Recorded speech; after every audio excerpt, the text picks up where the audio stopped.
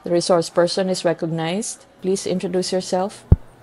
Hello po. Yes, I'm Teacher Rubilin. Simpleng guro po mula sa Pinagpugaran ng Pugo Elementary School. Yun po, Madam Chair. Thank you, Teacher Rubilin. Very demure, very mindful po kayo.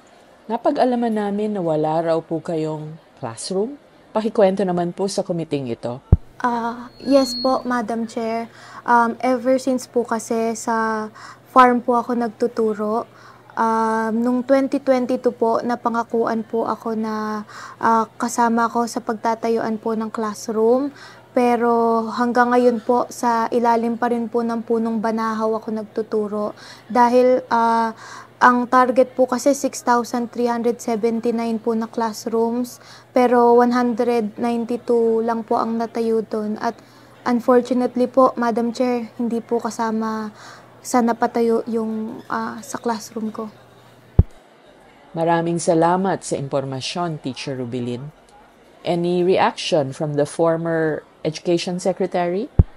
Madam Chair, will forgo the opportunity to defend the Office of the Vice President 2025 budget proposal. With question and answer, and I will leave it to the House of Representatives to decide on the proposal as presented. Any reaction, Teacher Rubilin? You are recognized. No comment po, Madam Chair. Pero sa panig lang po naming mga guro, umasa lang po kami sa isang kaibigan. Would the former Education Secretary like to make a statement? She may not like my answer. She may not like how I answer. She may not like the content of my answer. But I am answering. I do not have to answer to her. Bakit parang galit ka? Bakit kasalanan ko? Bakit parang kasalanan ko?